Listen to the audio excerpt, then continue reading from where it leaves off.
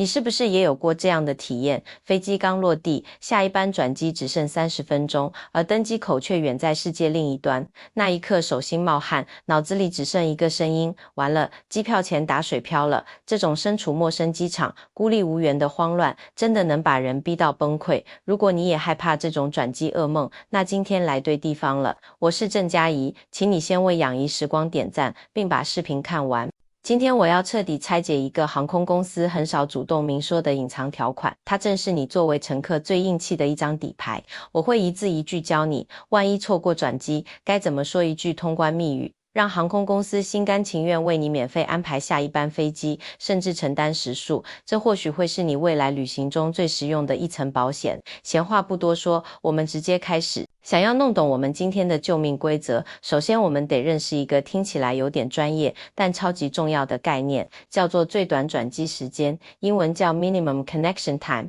大家一般就叫它 MCT。 这个 MCT 到底是什么呢？你完全不用怕，它其实特别好理解。你可以把它想象成是机场和航空公司一起经过精密计算后给你盖了一个官方认证安全戳的时间。注意哦，这不是一个建议，这是一个硬性规定，是机场管理方、各家航空公司还有全球的航空数据系统一起根据无数实际情况算出来的一个安全值。他们考虑的因素可多了，比如说机场有多大，像戴高乐机场、浦东机场这种超级巨无霸，和你去一些度假小岛的小机场需要的转机时间能一样吗？肯定不一样嘛。再比如，你转机的类型是什么？你是从国际线转到国际线，还是从国际线转到国内线？这差别可大了去了。如果你是从国际转国际，可能在一个隔离的转机区域里走一走就行了。但如果你是从国际转国内，那麻烦就多了。你得先入境，排队过移民局，等行李过海关，然后再拖着大箱子去国内线的航站楼重新办登机，重新托运行李。这一整套流程下来，没1-2个钟头根本搞不定。所以 MCT 会把所有这些流程需要的时间都算进去，它甚至精细到你在哪个航站楼下飞机，又要去哪个航站楼登机。比如你在成田机场的第1航站楼降落，但下一班飞机在第3航站楼，中间要坐一站接驳电车，这段电车的时间也会被算进 MCT 里。所以你可以把这个 MCT 理解成游戏里的安全区。只要航空公司自家的电脑系统卖给你这张票，上面显示的转机时间是符合甚至超过这个机场的 MCT 的，那就意味着在理论上，在一切正常运行的情况下，你是绝对来得及完成转机的。这就是为什么有时候你上网搜票会看到一些胆战心惊的组合，比如转机只有50分钟，但系统居然允许你下单付款。这其实就说明了，在官方规则里，这50分钟是被认定足够的。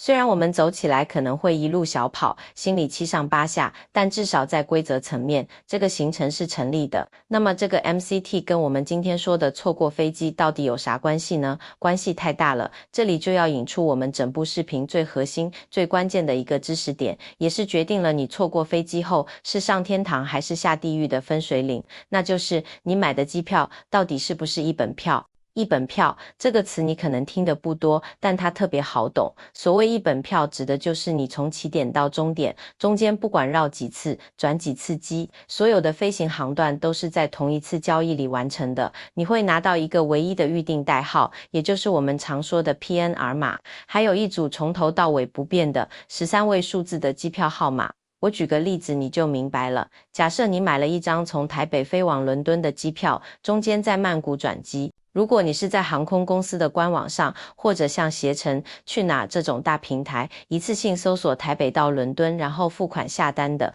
那么你收到的电子行程单上虽然有2段飞行，但它们都归属于同一个 PNR 码，共享同一个13位的机票号码。这就是一张标准的一本票，也叫做联程机票。买这种一本票最大的好处，也是我们今天这个隐藏规则的精髓所在，就在于当航空公司把这张票卖给你的时候，它其实就等于跟你签下了一份完整的运输合同，向你做出了一个庄重的承诺。这个承诺就是，我保证我给你设计的这个转机行程是可行的，是符合我们官方制定的那个 MCT 安全时间的。所以从你登上第一段飞机开始，把你安全准时的送到最终目的地，这个总责任就落在了这家航空公司的肩膀上。那和一本票相对的是什么呢？就是分开买的机票。很多人，特别是喜欢精打细算、搭配廉价航空的朋友，很容易会这么操作。比如说，你先在 A 网站上抢了一张从吉隆坡飞往新加坡的酷航特价票，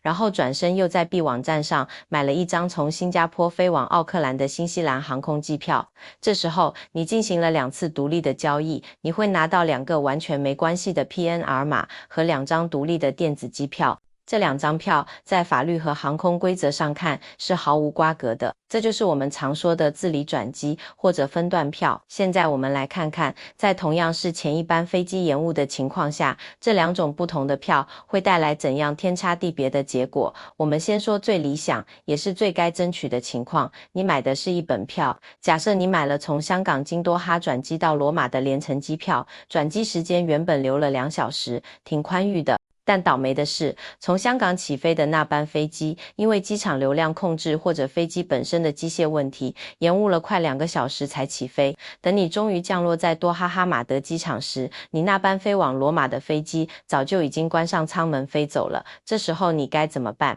第一步，也是最关键的一步，千万不要慌，更不要自己慌慌张张地掏出手机，打开订票 APP， 开始搜索下一班去罗马的航班，然后准备自己刷卡付钱。如果你这么做了，那你就真的中了破财免灾的圈套，这个灾本来不该你破财的。第二步，你需要做的是深呼吸，保持镇定，然后立刻在机场里寻找你所搭乘的航空公司的转机服务柜台或者客服中心。通常在下飞机的廊桥口或者转机大厅的核心位置都会有非常明显的指示牌。你的目标就是找到那个穿着航空公司制服，看起来能解决问题的工作人员。第三步就是使出我们今天标题里提到的那句通关密语了。当然，这不是什么魔法咒语，而是一种清晰、冷静、有理有据的沟通方式。当你走到柜台前，可以这样平静而坚定地对地勤人员说：“你好，我这张是联程机票，我的预订代号是叉叉叉。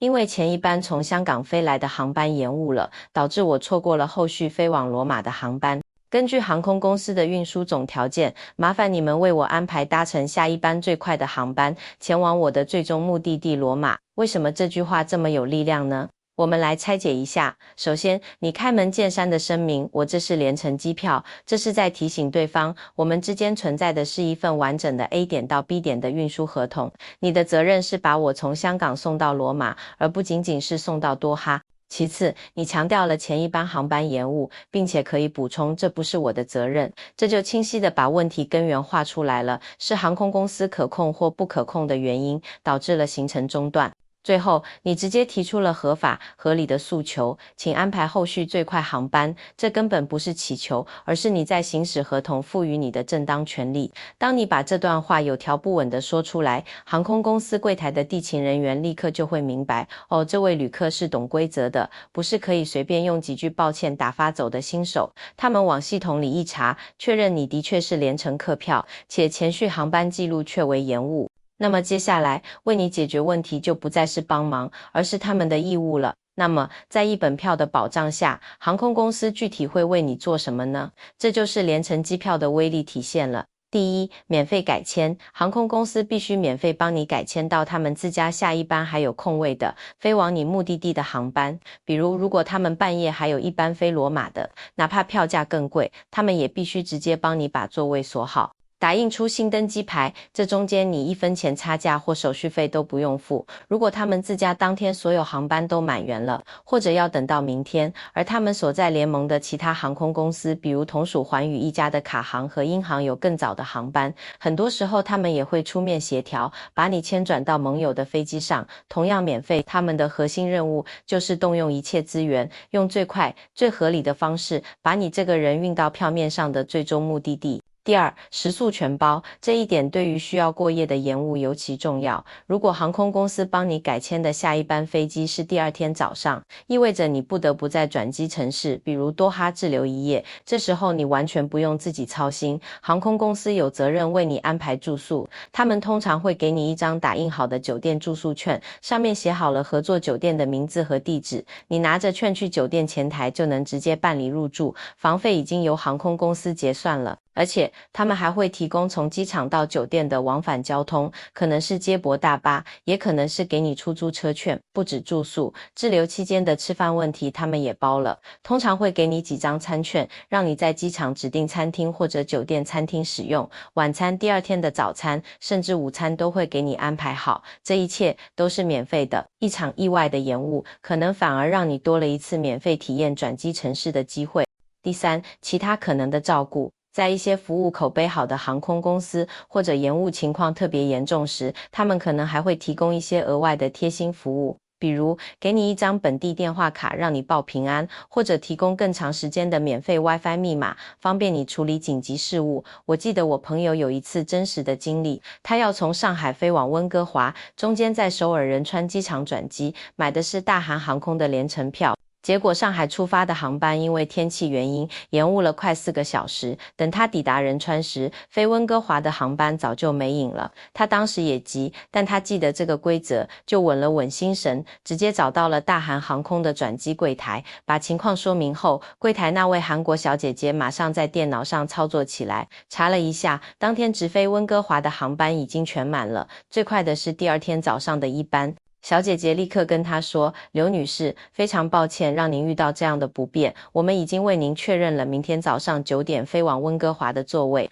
这是为您准备的机场过境酒店房卡，酒店就在航站楼内，您不需要办理韩国入境，直接过去就行，这是晚餐和明天的早餐券，请您拿好。然后递过来一张房卡和几张精致的餐券。我朋友就这样在仁川机场设施完善的过境酒店里免费住了一晚，还悠闲地吃了一顿韩式晚餐，第二天精神饱满地继续旅程。你看，一个本来可能很糟糕的意外，因为懂得规则，反而变成了一段从容甚至有点小惊喜的插曲，这就是一本票给你的底气。看到这里是不是感觉好像拿到了一把秘密钥匙？如果你觉得这些信息对你未来的出行太有用了，能帮你避免好多冤枉钱和无谓的焦虑，那我拜托你一定要订阅我们养怡时光的频道，顺手把旁边的小铃铛也点开，这样我以后分享更多这种能帮你省钱、省心、玩得更聪明的旅行干货时，你才能第一时间收到，不会错过。好了，说完了像有护身符一样的一本票，我们现在得来聊聊那个可能让你陷入地狱模式的分开买的机票了。我用了地狱这么严重的词，真的一点都不夸张，因为后果有时候真的会让人非常非常难受。我们回到刚才的例子，假设你为了追求极致的性价比，自己动手组合机票，你先在假航空的促销时抢了一张下午2点从台北飞往吉隆坡的票，然后你又在以航空的官网上单独买了一张晚上7点从吉隆坡飞往马尔代夫的票，中间留了5个小时，你觉得怎么都够了。结果人算不如天算，台北下午雷雨，你坐的假航空的飞机在跑道上等了足足1个半小时才起飞，一路上也不算顺风，最后飞机降落在吉隆坡 KLIA2 航站楼时，已经是傍晚6点20了。你心里急得冒火，冲下飞机，但麻烦才刚开始，因为你买的是联航票，很可能不包含行李直挂，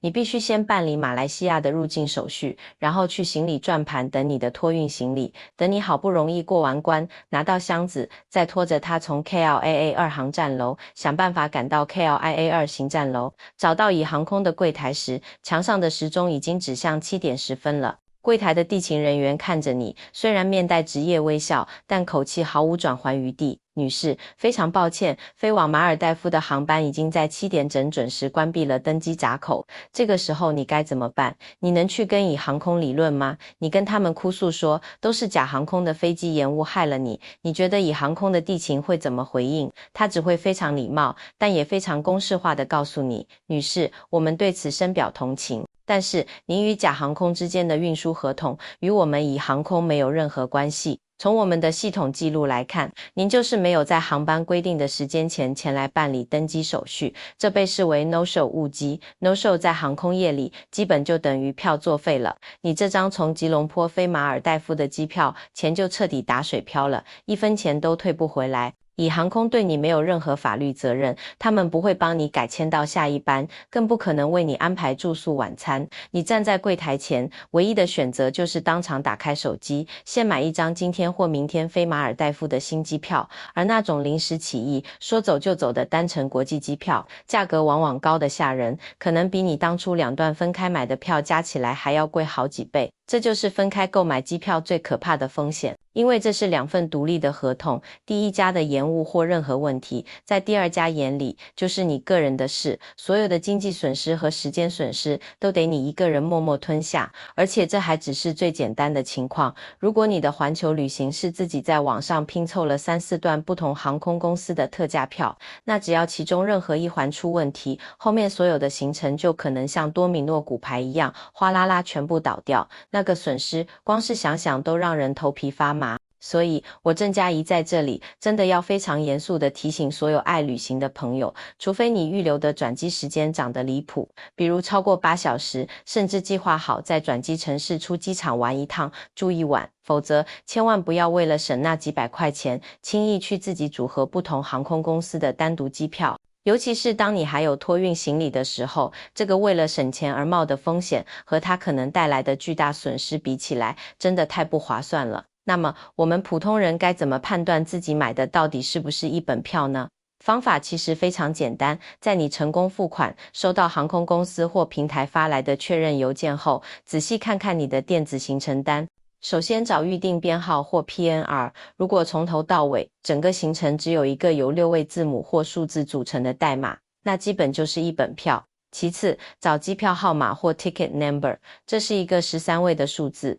如果所有航段后面跟着的都是同一个开头的13位号码，那也铁定是一本票。反过来，如果你收到了2封不同的确认邮件，里面有2个不同的 PNR 和2组不同的13位票号，那你就要立刻敲响警钟了。你买的是2张独立票，所有的转机风险都需要你自己承担。另外，有时候即使我们买的是航空公司开出来的一本票，也会遇到那种转机时间看起来岌岌可危的情况，比如在法兰克福机场转机只有55分钟。这时候，虽然航空公司用 MCT 为你做了担保，但我们自己也可以动点小脑筋，大大提高成功转机的概率。首先，在值机选座位时，尽量选择飞机前排的座位，这样飞机一停稳，你就能一时间下飞机，抢出宝贵的几分钟。在那种争分夺秒的时刻，早下飞机3分钟，可能就意味着你能赶上那班接驳车，而不是眼巴巴等下一趟。其次，出发前花个10几分钟，上网搜一下你要转机的机场的航站楼地图，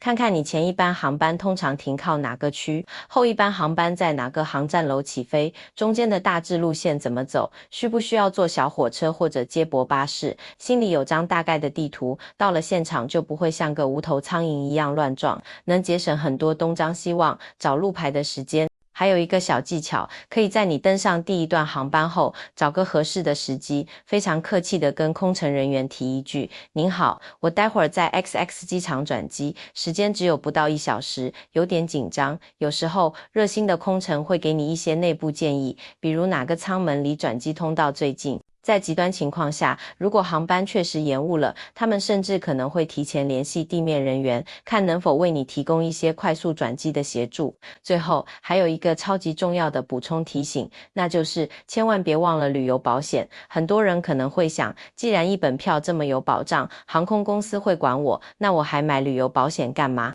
这个想法可是大错特错了。航空公司的保障核心是旅行运输合同，把你人送到目的地，并解决因此产生的必要时数。但是因为航班延误或取消所导致的其他经济损失，航空公司是概不负责的。比如说，因为你转机耽误了1天，导致你错过了提前预定好并且无法退改的奢华酒店入住，那一晚的房费谁赔？或者因为你没能准时到达，错过了预定的昂贵观光行程、演唱会门票，这些损失谁承担？航空公司是不会赔给你1毛钱的。但是如果你出发前买了一份靠谱的旅游保险，情况就完全不同了。保险条款里的旅程延误和旅程变更保障，就是用来覆盖这些损失的。通常，如果航班延误超过一定时间，比如6小时以上，保险公司就会给你一笔定额的现金补偿，虽然可能不多，但足够你在机场吃几顿好的，买点必需品，安抚一下心情。更重要的是，对于你预付了钱却因为行程变更而无法享受的酒店、门票等损失，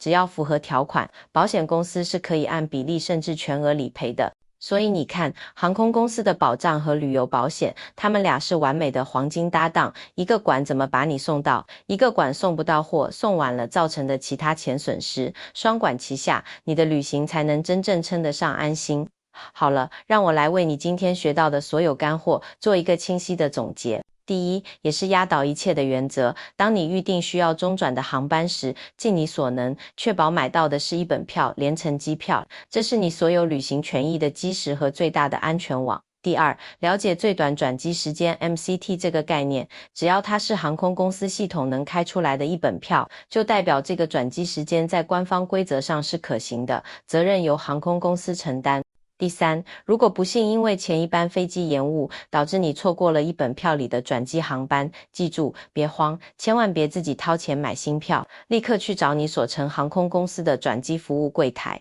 第四，学会那句关键的沟通话术，清晰冷静地告诉地勤，我这是联程机票，因前一航班延误导致错过衔接航班，请根据运输条款为我安排后续最快的前往最终目的地的航班。第五，在此情况下，航空公司有义务为你免费改签至后续最快有空位的航班，并且如果需要过夜，必须为你提供免费的住宿、餐食和机场往返交通。第六，高度警惕分开购买的机票带来的巨大风险，这种票之间毫无关联，前一段延误，后一段票很可能直接作废，所有苦果自己吞。第七，养成习惯，在订票后检查 PNR 和机票号码，确认是否为一本票。第八，务必购买合适的旅游保险，它与航空公司的保障是互补的，能为你抵御更广泛的财务风险。希望今天养怡时光的这段分享，能真真切切地帮到每一位在路上或即将出发的朋友。旅行中总有各种意想不到，